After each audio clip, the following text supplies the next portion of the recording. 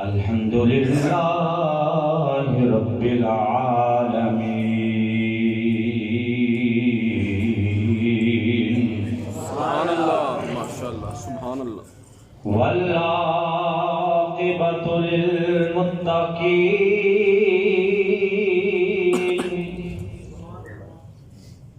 والصلاة والسلام على سيد الأنبياء والمرسلين سبحان الله وأصحابه الهادين المهديين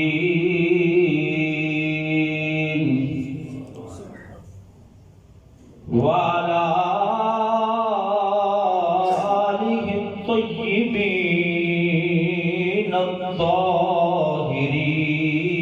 الطاهرين وأولياء ملته وعلماء أمته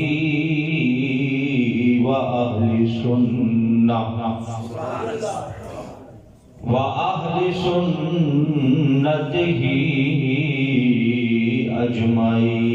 أجمعين أما بعد فأعوذ بالله من الشيطان الرجيم بسم الله الرحمن الرحيم إنما يريد الشيطان أن يوقع بينكم العداوة والبغضاء في الخمر والميسر ويصدكم عن ذكر الله وعن الصلاة فهل أنتم منتهون آمنت بالله صدق الله مولانا العظيم وصدق رسوله النبي الكريم الأمين الصلاة والسلام عليك يا رسول الله مل کر درود پاک پڑھیں گے الصلاة والسلام علیک یا رسول اللہ وعلى آلک واصحابک یا حبیب اللہ الصلاة والسلام علیک یا رحمت للعالمین وعلى آلک واصحابک یا خاتم النبیین سبحان الله مولاي صل وسلم دائما أبدا على حبيبك خير الخلق كلهم مولاي صل وسلم دائما أبدا على حبيبك خير الخلق كلهم يا أكرم الخلق ما لمن عروج به سبحان الله يا أكرم الخلق ما لمن عروج به سواك عند حلول الحادث الأمم مولاي صل وسلم دائما أبدا على حبيبك خير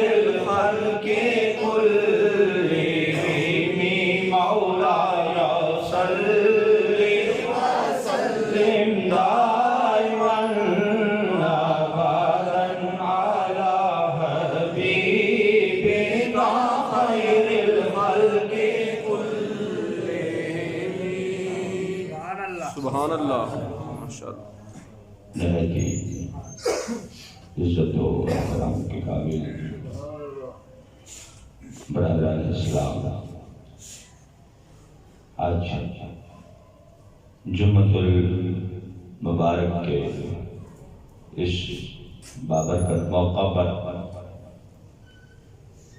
خطبہ میں جس عنوان کا انتخاب کیا گیا ہے وہ ہے حرمت شراب، شراب نوشی اور نشے کی حرمت۔ آج امت مسلمہ بالخصوص پاکستان کے اکثر نوجوان نشے کی لعنت میں گرفتار ہیں۔ سرکاری اعداد و شمار کے مطابق پاکستان کی 44% آبادی نشے کی لعنت کا شکار ہے۔ اس 44% میں اکثریت بوڑھوں کی نہیں بلکہ نوجوانوں کی ہے۔ اکثریت نوجوانوں کی ہے جو اس نشے کی لعنت میں گرفتار ہے۔ گزشتہ دنوں آپ احباب نے میڈیا پر دیکھا ہوگا، یہ بچوں کو چپ کراؤ، کراچی میں ایک 6 منزلہ عمارت سے ایک نوجوان خاتون نے اپنی چھوٹی سی بچی سمیت چھلانگ لگا دی۔ وہ بچی تو خیر بچ گئی لیکن وہ خاتون وینٹیلیٹر پر تھی۔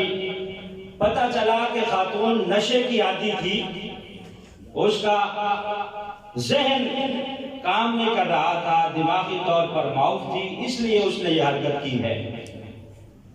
اور نیو ایئر نائٹ ابھی عنقریب گزری ہے، اس میں بھی مجھے بتانے کی ضرورت نہیں ہے، آپ جانتے ہیں، میڈیا پر رپورٹیں موجود ہیں، خبروں میں بھی اور اخبارات کے اندر بھی خبریں موجود ہیں کہ کتنی شراب نوشی ہوئی۔ ایلیٹ کلاس میں فارم ہاؤسز کے اندر اور بڑے بڑے ہوٹلز کے اندر جس طرح شراب نوشی کی اور عیاشی اور فحاشی کے بازار گرم کیے، وہ بات بھی کسی سے ڈھکی چھپی نہیں ہے۔ تو اسی تناظر میں آج ہم نشے کی لعنت اور شراب نوشی کی حرمت کے حوالے سے گفتگو کریں گے تاکہ ہماری نوجوان نسل اس لعنت سے بچ سکے اور اس سے دور رہے، اور اللہ رب العزت ان لوگوں کو توبہ کی توفیق عطا فرمائے جو اس لت میں مبتلا ہیں۔ سب کو آمین۔ تو موجود و محترم سامعین حضرات، ابتدائی ایام میں جب اسلام پھیل رہا تھا، ظاہر ہے اس وقت شراب کی حرمت کے احکامات ابھی نازل نہیں ہوئے تھے، ابھی شراب حرام نہیں تھی۔ حضرت فاروق اعظم رضی اللہ تعالی عنہ، سب کو رضی اللہ تعالی، آپ اس حوالے سے بڑے پریشان رہتے ہیں، اللہ کی بارگاہ میں دعا گو رہتے ہیں کہ یا اللہ اس کے بارے میں کوئی واضح احکامات نازل فرما، اس کے بارے میں کوئی احکامات نازل فرما۔ تو اللہ رب العزت نے بتدریج آہستہ آہستہ اس کو حرام قرار دے دیا۔ پہلے نمبر پر جو آیت نازل ہوئی فرمایا یسألونک عن الخمر والمیسر قل فیہما اسم کبیر ومنافع للناس۔ نبی پاک صلی اللہ علیہ وسلم، آپ نے ظاہر ہے آپ سے پوچھنے آتے تھے لوگ شراب کے حوالے سے، تو اللہ رب العزت نے فرمایا وَيَسْأَلُونَكَ عَنِ الْخَمْرِ وَالْمَيْسِرِ، محبوب آپ سے لوگ شراب کے حوالے سے اور جوئے کے حوالے سے سوال کرتے ہیں، آپ ان سے کہہ دو کہ یہ گناہ کبیرہ ہے، بہت بڑا گناہ ہے، اگرچہ تھوڑا سا اس میں لوگوں کا فائدہ بھی ہے، لیکن قرآن کہتا ہے اس کا جو نقصان ہے وہ فائدے سے کہیں زیادہ بڑا ہے، کہیں زیادہ بڑا ہے۔ ابھی ظاہر ہے واضح احکامات نہیں آئے تھے، کچھ لوگوں نے تو یہی آیت سننے کے بعد شراب کو ترک کر دیا، پینا چھوڑ دیا کہ اتنا بڑا گناہ ہے، جو گناہ کی چیز ہے ظاہر ہے اسے چھوڑ دینا چاہیے۔ فاروق اعظم رضی اللہ تعالیٰ عنہ پھر اللہ کی بارگاہ میں دعا گو رہے کہ یا اللہ کوئی واضح احکامات نازل فرما، تو اللہ رب العزت نے پھر حکم نازل فرمایا، یا ایھا الذین آمنوا لا تقربوا الصلاۃ وانتم سکارا، اے ایمان والو تم اس وقت نماز کے قریب مت جایا کرو جب تم نشے کی حالت میں ہوتے ہو، جب تم نے شراب پی رکھی ہوتی ہے یا نشہ کیا ہوا ہوتا ہے، اس وقت تم نماز کی حالت میں نہ ٹھہرا کرو، نماز کے قریب نہ جایا کرو۔ کیوں؟ کہ ظاہر ہے اس وقت دماغ کام نہیں کرتا، نہ جانے نماز کی حالت میں بندہ کیا حرکت کر بیٹھے۔ تو اس لیے اللہ رب العزت نے یہ آیت نازل جب فرمائی تو اب لوگوں نے یہ آیت چھوڑ کر شراب چھوڑ دی کہ جو نماز کے قریب جس حالت میں جانے سے اللہ منع فرما رہا ہے وہ کتنی بری چیز ہوگی، لہذا اسی آیت پر اتفاق کرتے ہوئے لوگوں نے شراب پینا ترک کر دیا۔ لیکن حضرت فاروق اعظم رضی اللہ تعالیٰ آپ پھر اللہ کی بارگاہ میں عرض کرنے لگے، یا اللہ کوئی واضح احکامات نازل فرما۔ تو اللہ رب العزت نے حکم نازل فرمایا، انما الخمر والمیسر رجس من عمل الشیطان، انما الخمر والمیسر والانصاب والازلام رجس من عمل الشیطان فاجتنبوه لعلکم تفلحون، کہ اے ایمان والو یہ جوا اور شراب یہ شیطان کے کاموں میں سے ایک کام ہے، اس سے باز آ جاؤ تاکہ تم فلاح پا جاؤ۔ فاجتنبوه، بچ جاؤ اس سے، اجتناب کرو، لعلکم تفلحون، تاکہ تم فلاح پا جاؤ۔ آگے اللہ رب العزت فرماتا ہے کہ انما یرید الشیطان ان یوقع بینکم العداوۃ والبغضاء، کہ شیطان جو ہے یہ تمہیں جوئے اور شراب میں مبتلا کر کے کیا کرنا چاہتا ہے، ان یوقع بینکم العداوۃ والبغضاء، یہ تمہارے دل کے اندر ایک دوسرے کے بارے میں بغض پیدا کرنا چاہتا ہے اور آپس میں تمہیں دشمن بنانا چاہتا ہے ایک دوسرے کا۔ اور آگے فرمایا کہ یہ تمہیں شراب اور جوئے میں مبتلا کر کے اللہ کے ذکر سے روکنا چاہتا ہے، روکنا چاہتا ہے۔ فرمایا کہ کیا تم اب بھی باز نہیں آؤ گے؟ آگے اللہ نے فرمایا کہ تم اب بھی باز نہیں آؤ گے، کہ شیطان تم سے یہ کام کرواتا ہے۔ ظاہر ہے مسلمان آپس میں بھائی بھائی ہیں، ان کی ایک دوسرے کے ساتھ محبت ہے، ایک دوسرے کے ساتھ پیار کرتے ہیں، لیکن فرمایا یہ جو شیطان ہے یہ تمہارا آپس کا تعلق کمزور کرنا چاہتا ہے، تمہیں آپس میں ایک دوسرے کا دشمن بنانا چاہتا ہے۔ اس کے پاس ہتھیار کیا ہے دشمن بنانے کے لیے؟ فرمایا ایک شراب کی صورت میں، دوسرا جوئے کی صورت میں، تمہیں شراب کا نشہ پلا کر اور جوئے کے اندر مبتلا کر کے ایک دوسرے کا دشمن بنانا چاہتا ہے اور اللہ کے ذکر سے اور نماز سے تمہیں روکنا چاہتا ہے۔ لہذا فرمایا کہ باز آ جاؤ، کہ اب بھی تم باز نہیں آؤ گے۔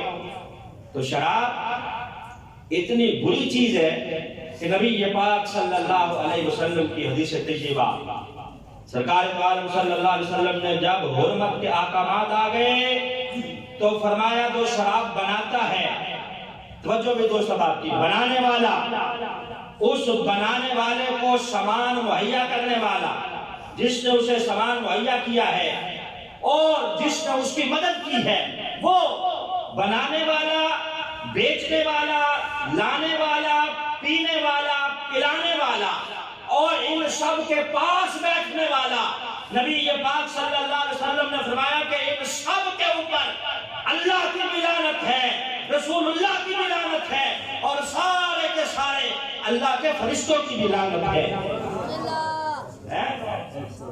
اب آپ دیکھ لیں اس کے ڈگری میں کتنے لوگ آ گئے، صرف بنانے والا نہیں، جس نے بنائی ہے اس کے اوپر بھی اللہ کی لعنت ہے، جس نے بنانے کے لیے سامان لا کے دیا ہے، مٹیریل جس نے مہیا کیا ہے، اس کے اوپر بھی اللہ کی لعنت ہے، جس نے بنانے کے لیے آرڈر دیا ہے اور جو پی رہا ہے، جو پلا رہا ہے، یہاں تک فرمایا کہ جو پاس بیٹھا ہوا ہے، پاس بیٹھا ہوا ہے. اب لوگ کہتے ہیں کہ ہم پیتے تو نہیں ہیں، ہم تو صرف ان کے ساتھ یاری دوستی ہے، بس بیٹھتے ہیں. تو ایسے لوگوں کے پاس بیٹھنے سے بھی نبی پاک صلی اللہ علیہ وسلم نے منع فرمایا. سرکار دو عالم صلی اللہ علیہ وسلم نے فرمایا کہ ہمیشہ اس بندے کے ساتھ بیٹھو جو اللہ سے ڈرنے والا ہے، اور ہمیشہ اس بندے کو اپنے گھر میں دعوت دو جو اللہ سے ڈرنے والا ہے. خبردار نبی پاک صلی اللہ علیہ وسلم نے میں جو پاس بیٹھا ہے. اب لوگ کہتے ہیں یار دوستی تو ہر بندے کے ساتھ کرنی چاہیے. ایسا بندہ کبھی برا وقت آئے تو کھانے میں کام آ جاتا ہے، کیونکہ ظاہر ہے اس کا تعلق بڑا ہوتا ہے. تو بہرحال نبی پاک صلی اللہ علیہ وسلم نے فرمایا کہ اگر تم نے دوستی ایسے شرابی بندے کے ساتھ رکھی ہوئی ہے تو وہ فائدہ تو تمہیں دنیا کا تھوڑا سا ہوگا، لیکن اللہ کی جو لعنت تمہارے اوپر ہمیشہ برس رہی ہے، اس کے فرشتوں کی لعنت برس رہی ہے، رسول اللہ کی لعنت برس رہی ہے، وہ دیکھو کہ کتنا بڑا نقصان ہو رہا ہے. صرف اللہ رب العزت کی لعنت ہے یا نبی پاک صلی اللہ علیہ وسلم کی لعنت، یہ کوئی چھوٹا گناہ نہیں ہے. ہمیں اللہ کی تو برس ہی رہی ہے، ساتھ ہی ساتھ سارے فرشتے بھی اس پہ لعنت کر رہے ہیں جو شرابی کے ساتھ بیٹھا ہوا ہے. فقط ساتھ بیٹھنے والا ہے. تو مسجد و محترم شامل حضرات، جب حرمت کے احکامات آ گئے، نبی پاک نے فرمایا کہ جاؤ میرے صحابہ مدینے کی گلیوں میں اعلان کر دو کہ آج کے بعد شراب کی حرمت کے احکامات آ گئے ہیں، شراب پینا حرام ہو چکی ہے، لہذا کوئی شراب کو منہ نہ لگائے. اب آپ دیکھیں کہ پہلے چونکہ حلال تھی تو صحابہ کاروبار کرتے تھے، گھروں میں ڈرم بھر بھر کے رکھے ہوئے تھے، مٹکے رکھے ہوئے تھے. لیکن جیسے حکم آ گیا، نہیں دیکھا کہ نقصان ہو رہا ہے، ڈرم اور مٹکے بہا دیے گلیوں میں. صحابہ کہتے ہیں اس طرح شراب گلیوں میں بہ رہی تھی جس طرح بارش کا پانی بہتا ہے. اگر کسی نے ہونٹوں کے پاس پیالہ کیا ہوا ہے، اعلان آ گیا کہ حرام ہو گئی ہے، اس نے پیالہ وہیں پھینکا ہے اور توڑ دیا ہے. یہ نہیں سوچا کہ چلو ایک پیالہ یہ پی لیتا ہوں، کوئی بات نہیں. کیوں کہ احکامات آ گئے، واضح حکم آ گیا کہ خبردار شراب مسلمان کو زیب نہیں دیتی، پینا حرام ہے. نبی پاک صلی اللہ علیہ وسلم نے فرمایا کہ لعنت ہے اس پہ جو بناتا ہے، بیچتا ہے اور پاس بیٹھتا ہے. تو صحابہ اکرام رضوان اللہ علیہم اجمعین نے اپنا دنیا کا فائدہ نہیں دیکھا، بلکہ ڈرم اور مٹکے بہا دیے کہ یا اللہ تو بہترین رزق دینے والا ہے، اگر تو اسی میں راضی ہے تو ہماری رضا بھی اسی میں ہے. تو یہاں شراب نوشی دن بدن عام ہے، اس کو گناہ ہی نہیں سمجھا جاتا، گناہ اس کو سمجھا ہی نہیں جاتا ہے. اور تو اور یونیورسٹی کے ہاسٹل میں طلباء نشے کا شکار ہو رہے ہیں. آئے دن آپ دیکھیں رپورٹیں آتی ہیں کہ طلباء کو ہاسٹل کے اندر نشہ فراہم کیا جا رہا ہے. وہ پنجاب یونیورسٹی کا ہاسٹل ہو یا دیگر جو یونیورسٹیز ہیں، وہاں ایلیٹ کلاس کے جو پڑھنے والے نوجوان طالب علم ہیں نشے کے شکار ہو رہے ہیں. آئے دن رپورٹ کوئی نہ کوئی چلتی ہے. تو وہاں کون انہیں نشہ فراہم کرتا ہے؟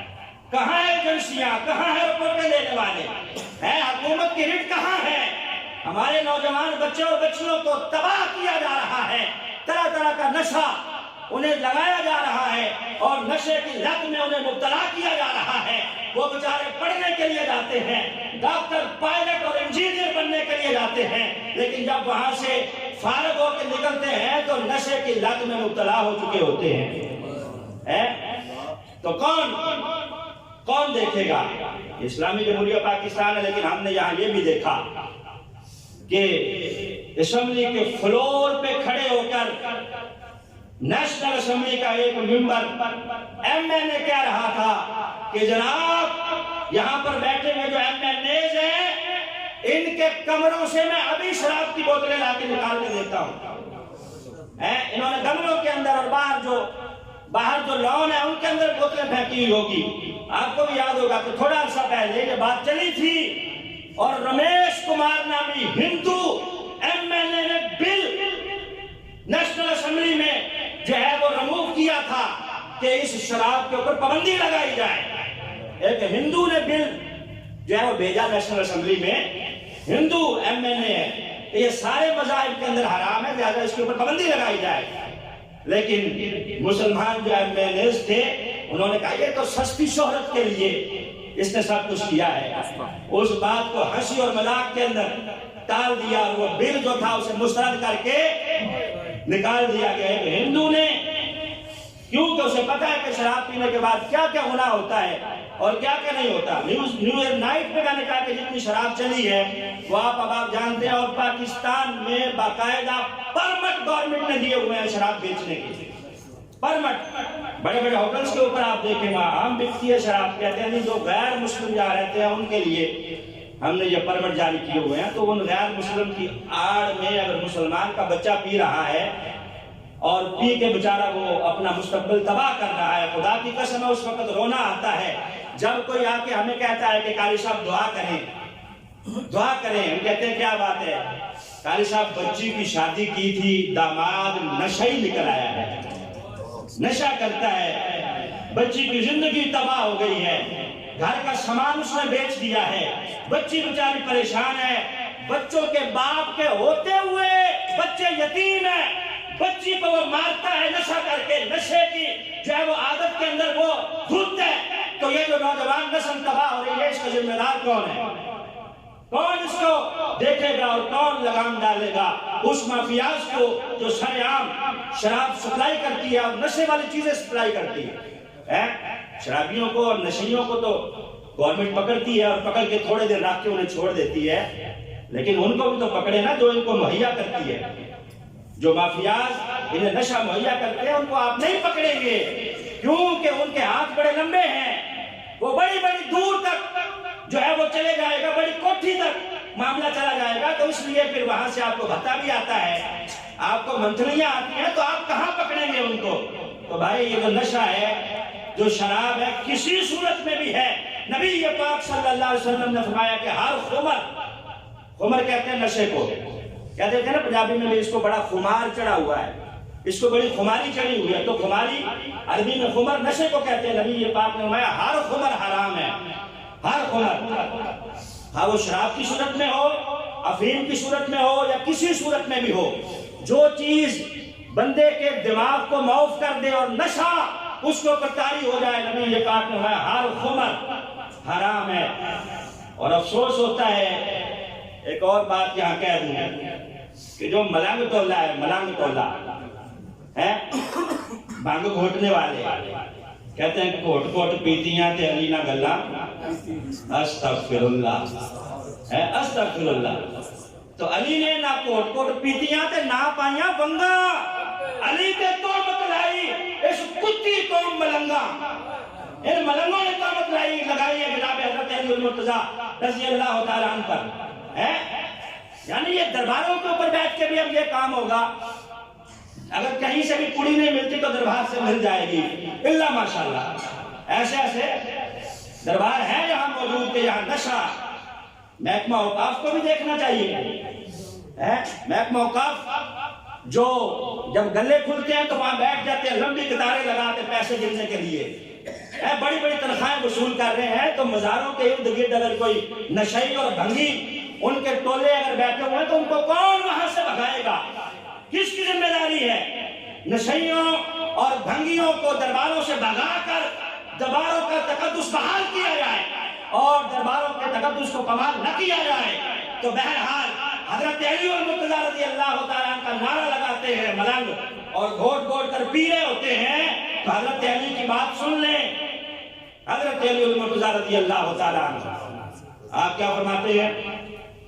فرمایا دریا بہہ رہا ہو، دریا اب بہتا پانی پاک ہوتا ہے، لیکن حضرت علی فرماتے ہیں اس بہتے دریا میں ایک قطرہ شراب کا گر جائے، ایک قطرہ گر گیا، گر کے بہہ گیا. فرماتے ہیں اب اس دریا کا پانی خشک ہو جائے، خشک ہونے کے بعد اس دریا کی سطح پر، اس کی زمین پر، پانی خشک ہو گیا ہے، اس کی زمین پر اگر گھاس اگے، اس گھاس کو گھوڑا کھا جائے اور مجھے کہا جائے کہ اس گھوڑے کے اوپر سوار ہو جاؤ تو میں اس کے اوپر سواری بھی پسند نہیں کروں گا. مطلب میں اس گھوڑے پہ سواری پسند نہیں کروں گا. किस घोड़े पे? दरिया का पानी जारी है, जारी पानी पाक है।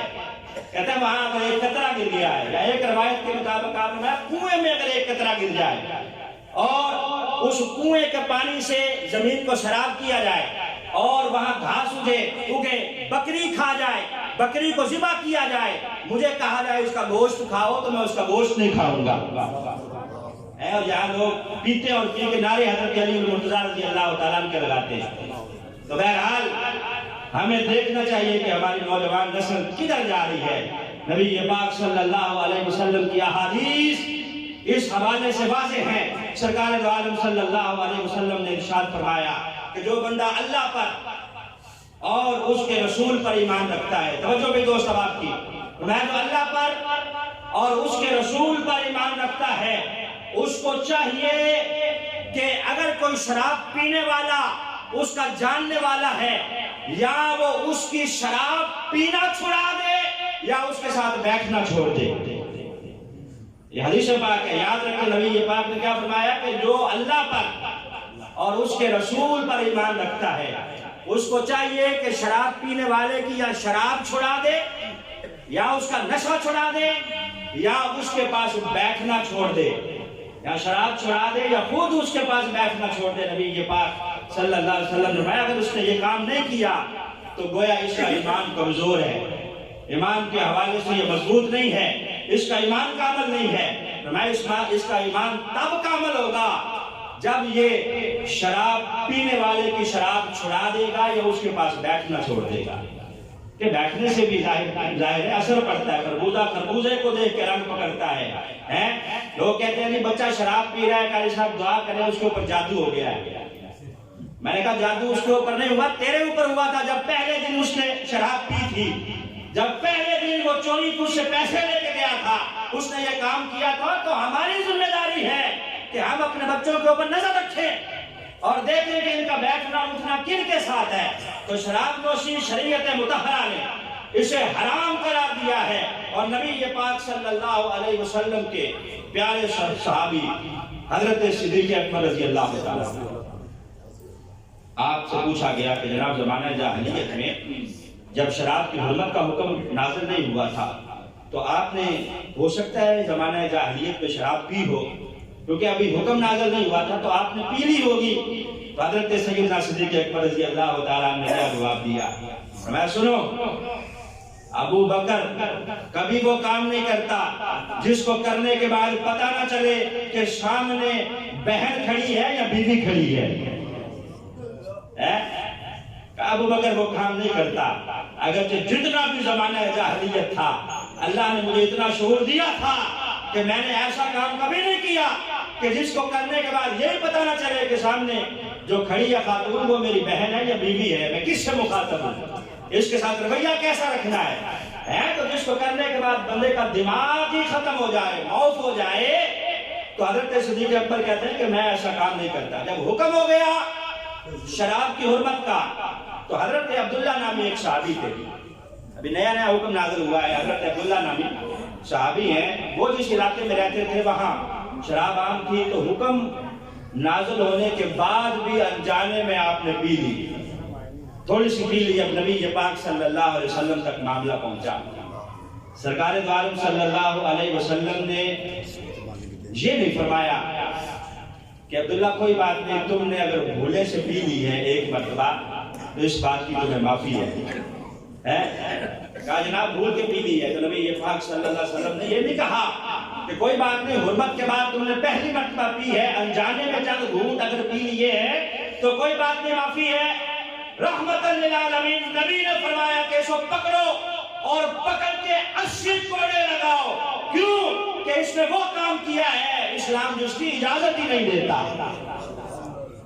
हुर्मत के बाद एक मरतबा अनजाने में पिया, मैं नहीं, अब भी गुंजाइश नहीं है, अब भी गुंजाइश नहीं है। तुमने अगर पी ली है तो तुम्हें कोड़े लगाए जाएंगे और सजा दी जाएगी।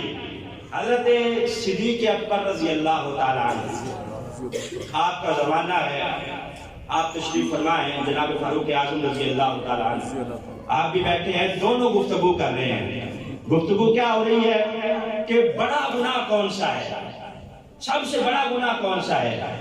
حضرت سیدنا صدیق اکبر رضی اللہ تعالیٰ نے بات چھیڑی ہے تو حضرت فاروق اعظم کہنے لگے زنا کا گناہ یقیناً بہت بڑا ہے، کیوں زنا کرنے کے بعد بندہ مومن نہیں رہتا، اس کا ایمان ضائع ہو جاتا ہے، لہٰذا وہ بہت بڑا گناہ ہے۔ حضرت صدیق اکبر نے سنا تو میں بات تو تمہاری بھی ٹھیک ہے، لیکن میرے نزدیک زکوٰۃ نہ دینا یہ سب سے بڑا گناہ ہے کہ بندے کے پاس مال و دولت ہو پھر بھی زکوٰۃ نہ دے۔ تو حضرت صدیق اکبر کہنے لگے میں سمجھتا ہوں یہ بڑا گناہ ہے۔ اب دونوں میں آپس میں تکرار ہونے لگی تو حضرت فاروق اعظم رضی اللہ تعالیٰ عنہ آپ فرمانے لگے یار عبداللہ بن عمر بن عاص کو بلا کے لاؤ۔ کہا کیوں؟ کہا وہ نبی پاک کے وہ صحابی ہیں جو سرکار کی ہر بات لکھ لیا کرتے تھے، عبداللہ بن عمر بن عاص کو بلا کے لاؤ۔ جب لایا گیا تو حضرت فاروق اعظم نے پوچھا کہ یار تم بتاؤ بڑا گناہ کون سا ہے؟ کہا آپ بڑے ہو کے مجھ سے پوچھ رہے ہیں، آپ مجھ سے بڑے ہیں مقام و مرتبہ کے لحاظ سے، تو پتہ چلا بعض اوقات بڑے کو چھوٹے سے بھی پوچھ لینا چاہیے۔ تو حضرت فاروق اعظم کہنے لگے بات بڑے اور چھوٹے کی نہیں ہے، تم نے نبی پاک کی صحبت میں وقت زیادہ گزارا ہے، آقا کی صحبت میں تم بیٹھنے والے زیادہ ہو اور تم ہر بات نبی پاک کی نوٹ کرتے تھے، لہذا تم بتاؤ تمہارے تک کوئی نبی پاک کی حدیث کون سی ہو جس میں سرکار نے تعین کیا ہو کہ سب سے بڑا گناہ کون سا ہے؟ تو حضرت عبداللہ بن عمر بن عاص کہنے لگے سنو میرے نزدیک تو سب سے بڑا گناہ شراب نوشی ہے، نشہ کرنا ہے۔ کہا کیوں دلیل کیا ہے؟ کہا جب بندہ شراب پیتا ہے نا نشہ کرتا ہے تو پھر وہ سارے گناہ ہی کرتا چلا جاتا ہے، ظاہر ہے اس کا دماغ معاف ہو گیا، اب ہر کام ہی وہ انجانے میں کرتا رہے گا۔ کس طرح؟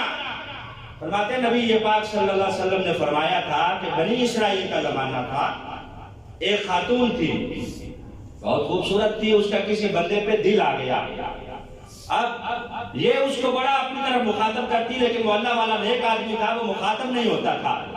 ایک دن بہانے کے ساتھ اس نے اسے گھر بلایا، نبی پاک صلی اللہ علیہ وسلم کی حدیث ہے، سرکار دو عالم صلی اللہ علیہ وسلم فرماتے ہیں کہ بہانے سے اس نے گھر بلایا اور بلا کر دروازہ بند کر کے کہنے لگی کہ 3 کام تمہیں کرنے ہوں گے، 3 کام ہے، تینوں میں سے ایک کرو تو تمہاری جان چھوٹے گی ورنہ تمہیں قتل کر دیا جائے گا۔ اس نے پوچھا کہ کون سے 3 کام ہے بھائی؟ اس نے کہا پہلے نمبر پر تو یہ کہ میرے ساتھ مطالعہ کرنا پڑے گا، یہ کرو، یا دوسرا یہ جو سامنے بندہ باندھا ہوا ہے میں نے یہ میرا دشمن ہے اسے قتل کرو۔ کہا نہیں قتل بھی نہیں کروں گا زنا بھی نہیں کروں گا، دونوں بڑے گناہ ہیں۔ کہا پھر تیسرا یہ جو سامنے شراب کا جگ رکھا ہوا ہے یہ پی لو، اگر جان بچانی ہے ورنہ تمہارا سر اتار دیا جائے گا۔ نبی یہ پاک فرماتے ہیں وہ بندہ بیچارہ بھول گیا، آدمی تھا، اس نے کہا کہ شراب پینا شاید چھوٹا گناہ ہے، باقی 2 گناہ بڑے ہیں۔ اس نے اسے چھوٹا جان کر جگ پاس کیا، ایک گلاس پیا۔ امام غزالی کہتے ہیں شراب پینے والے کی کبھی ہوس نہیں جاتی، وہ ایک پیتا ہے اس کے بعد اس کا دل کرتا ہے اور پیوں۔ جب نشہ طاری ہوتا ہے، جب دماغ کو سکون تھوڑا سا ملنے لگتا ہے، بظاہر یہ سمجھتا ہے کہ مجھے سکون مل رہا ہے، حالانکہ یہ اپنا ستیہ ناش کر رہا ہوتا ہے۔ فرمایا جب اس کی ہوس بڑھتی ہے تو پھر یہ پیتا چلا جاتا ہے۔ اس نے پورا جگ جب پی لیا، پینے کے بعد اس نے اس خاتون کے ساتھ منہ کالا بھی کیا اور اس کے کہنے پہ اس بندے کو بھی قتل کیا۔ لہذا حضرت عبداللہ بن عمر بن عاص کہتے ہیں نبی پاک نے فرمایا کہ شراب پینا سارے گناہوں سے بڑا گناہ ہے، کیوں کہ یہ ام الخبائث ہے، سارے گناہوں کی ماں ہے۔ جب بندہ یہ کر لیتا ہے تو اسے پتہ ہی نہیں چلتا، باقی گناہ وہ خود بخود کرتا چلا جاتا ہے۔ حضرت عبداللہ بن عمر بن عاص نے کیا فرمایا کہ نبی پاک نے فرمایا کہ یہ ام الخبائث ہے، سارے گناہوں کی ماں یہی ہے، سارے گناہوں کی ماں۔ لیکن یہاں شریعام یہ کام ہو رہا ہے، اس کو گناہ بھی نہیں سمجھا جاتا۔ آپ چلے جائیں مری والی سائڈ پہ، ناران کا آگان، وہاں ہوٹلوں پہ آم بکتی ہے، کہتے ہیں نہیں دوسرے ممالک سے لوگ آتے ہیں، فارنر آتے ہیں، انہیں ہمیں مہیا کرنی ہوتی ہے، تو اس لیے ہم نے رکھی ہوئی ہے۔ ذرا سا یعنی تھوڑا سا اگر فائدہ ہو رہا ہے دنیا کا تو وہ فائدہ دیکھ رہے ہیں، اور جو نقصان ہو رہا ہے وہ نقصان نہیں دیکھ رہے۔ وہ فارنر کے لیے رکھی ہوئی ہے لیکن مسلمان کا نوجوان بچہ بھی وہاں پی رہا ہے اور پی کے وہ اپنے آپ کو خراب کر رہا ہے، اس لت کے اندر اپنے آپ کو مبتلا کر رہا ہے، تو بہرحال ہر بندے کو چاہیے کہ وہ اپنا اپنا حصہ ڈالے اور اپنے حصے کا کردار ادا کرے۔ حضرت جنید بغدادی رحمت اللہ علیہ بہت بڑے بزرگ گزرے ہیں، حضرت داتا علی حجویری بھی انہیں اپنا مرشد مانتے تھے۔ حضرت جنید بغدادی آپ فرما رہے ہیں کہ میں جا رہا تھا، میرے ساتھ میرے مرشد گرامی حضرت سردی سبتی جو رشتے میں ان کے ماموں بھی لگتے تھے، کہتے ہیں وہ بھی میرے ساتھ تھے۔ کہتے ہیں ہم گزر رہے تھے، دیکھا کہ ایک بڑا سا درخت ہے، اس کے نیچے لوگوں کا ایک بہت بڑا اکٹھا ہوا ہے۔ حضرت سردی سبتی میرے مرشد گرامی مجھے کہنے لگے جنید ذرا دیکھ کے آؤ یہاں لوگ کیوں اکٹھے ہوئے ہیں۔ حضرت جنید بغدادی کہتے ہیں میں جو دیکھنے گیا تو میں نے دیکھا کہ شہر کا ایک بڑا آدمی، معروف آدمی، جانا پہچانا آدمی، نشہ اس نے کیا ہوا ہے، شراب پی ہوئی ہے اور وہاں وہ آل فور بک رہا ہے اور نالی کے اندر گرا پڑا ہے۔ لوگ اس کے ارد گرد اکٹھے ہیں، اس کے منہ سے لاڑیں ٹپک رہی ہیں اور لوگ اس کا مذاق اڑا رہے ہیں۔ جس طرح آج کل ہم دیکھ کے نشے کا مذاق اڑاتے ہیں نا، جہاز کہہ کے یا دیگر القاب کے ساتھ اسے پکارتے ہیں، تو وہ ہمارا ہی مسلمان بھائی ہوتا ہے، اس کی رہنمائی کریں۔ اگر وہ اس لت میں مبتلا ہے تو اس کا مذاق نہ اڑائیں بلکہ اسے اس لت سے نکالیں۔ حضرت جنید بغدادی کہتے ہیں جب میں نے آ کے حضرت سردی سبتی کو یہ بتایا کہ جناب وہ شہر کا فلاں معروف بندہ نشے کے اندر دھت ہے اور وہاں گرا ہوا ہے، اس کی حالت بڑی خراب ہے، لوگ ارد گرد جمع ہیں، کہتے ہیں میرے مرشد گرامی حضرت سردی سبتی نے کہا جنید جاؤ ایک پانی کا کٹورا بھر کے لاؤ۔ میں نے کہا جناب خیر ہے، پانی کا کٹورا کیا کرنا ہے؟ کہا اس نشے کا منہ دھونا ہے۔ حضرت سردی سبتی بوڑھے ہیں، لاٹھی ٹیکتے ہوئے مجمع میں گئے، پانی کا کٹورا پکڑا ہوا، میں پیچھے ہٹ جاؤ سارے، کیوں اکٹھے ہوئے ہو، کیوں یہاں اکٹھ لگایا ہوا، جاؤ اپنے اپنے گھروں کو جا کے اپنا کام کرو۔ ظاہر ہے اس وقت لوگ بزرگوں کی بات مانتے تھے، لوگ ہٹ گئے، پیچھے ہو گئے سارے۔ تو حضرت سردی سبتی نے اس نشے کے اندر دھت آدمی کا منہ دھویا اور اس کو کرلی کروائی، اس کے منہ کے اندر انگلی ڈال ڈال کے حضرت جنید بغدادی کہتے ہیں میرے مرشد نے اس کا منہ صاف کیا۔ منہ دھونے کے بعد جب میں نے دیکھا تو میرے مرشد گرامی کی آنکھوں میں آنسو تھے۔ میں نے کہا جناب خیر ہے؟ تو آپ نے آسمان کی طرف سر اٹھایا، کہا یا اللہ منہ دھونا یہ میرا کام تھا، میں اتنا ہی کر سکتا تھا کہ اس کا منہ دھو دوں، یا اللہ اس نشے کے عادی نشے کا منہ میں نے دھو دیا ہے، دل دھونا یہ میرے بس کی بات نہیں ہے۔ میں سردی سبتی ان لوگوں کے اجتماع میں دعا کرتا ہوں مولا اس کا منہ میں نے دھو دیا ہے، دل تو دھو دے۔ یا اللہ منہ اس کا میں نے دھو کے صاف کر دیا ہے، دل اس کا تو اجلا کر دے، دل تو دھو دے، کیونکہ دل دھونا یہ میرے بس کی بات نہیں ہے۔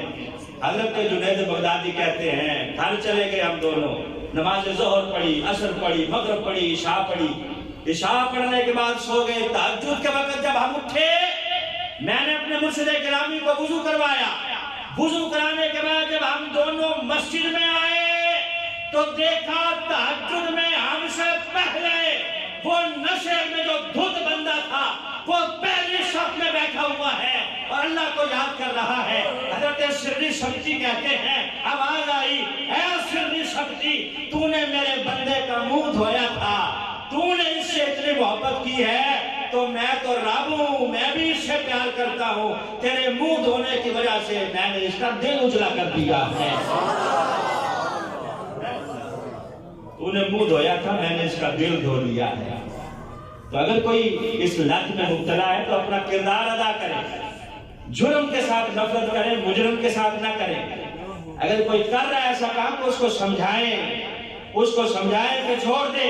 اور میں نوجوان نسل سے مخاطب ہوں کہ بھائی توبہ کر لو، اگر کسی نے ایسا کام کیا ہے۔ نبی پاک فرماتے ہیں اگر کوئی نشہ کرنے والا شراب پینے والا مر گیا توبہ کیے بغیر، توبہ نہیں کی مر گیا تو قیامت کا دن ہوگا اللہ اسے مسلمانوں کی صف میں کھڑا نہیں کرے گا بلکہ وہ بت پرستوں کی صف میں کھڑا ہوگا، وہ کافروں کی صف میں کھڑا ہوگا۔ اگر اس نے توبہ نہیں کی اور توبہ کیے بغیر مر گیا شراب پینے والا تو بھائی توجہ کریں دوست احباب، توجہ کریں. اگر کسی نے انجانے یا جان بوجھ کر یا انجانے میں اگر کوئی ایسا کام کر لیا ہے تو اللہ کی بارگاہ میں توبہ کرے، رجوع کرے، انشاءاللہ العزیز اللہ اس کا دل بھی ستھرا فرمائے گا، اس کا ظاہر بھی ستھرا فرمائے گا اور باطن بھی ستھرا فرمائے گا. اور درباروں کے اوپر اگر آپ کہیں ایسا کام ہوتا دیکھیں تو اپنی توفیق کے مطابق منع کریں.